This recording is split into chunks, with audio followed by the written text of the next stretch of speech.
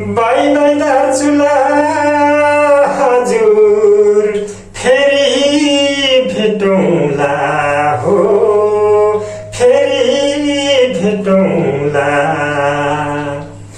गाउँवासी हो बिदा पाऊँ दुम्लिङ दार्चुला गाउँवासी हो बिदा पाऊँ दुम्लिङ दार्चुला छुट्टिने दिन आयो हजुर फेरि भेटौँला छुट्टिने दिन आयो हजुर फेरि भेटौँला दुम्लिङको दुःखदेखि हरकटीमा आइयो दुम्लिङको दुःखदेखि हरकटीमा आइयो समाधानमा सबैसँगै पुल बनाउन थालियो समाधानमा सबैसँगै पुल बनाउन थालियो अन्जानमा गलत भए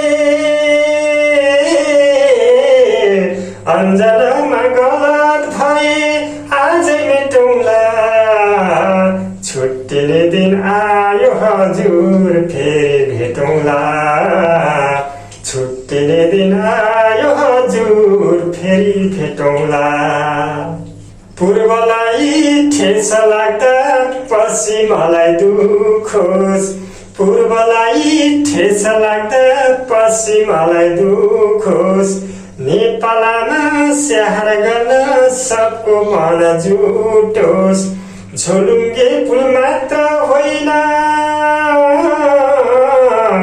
झोलुङ्गे पुल मात्र होइन हिँड्न तर्नलाई यही पुलले जोड्यो आज सारा नेपालीलाई यही पुलले जोड्यो आज सारा नेपालीलाई धन्यवाद छ श्रमका पिता हर्क साम्पाङलाई धन्यवाद छ श्रमका पिता हर्क साम्पाङलाई फेरि भेटौँ कुनै दिन सबलाई बाई बाई फेरि भेटौँ कुनै दिन सबलाई बाई बाई दार्चुला निवासी सम्पूर्ण बुवाआमा दाजुभाइ दिदीबहिनीहरूमा नमस्कार।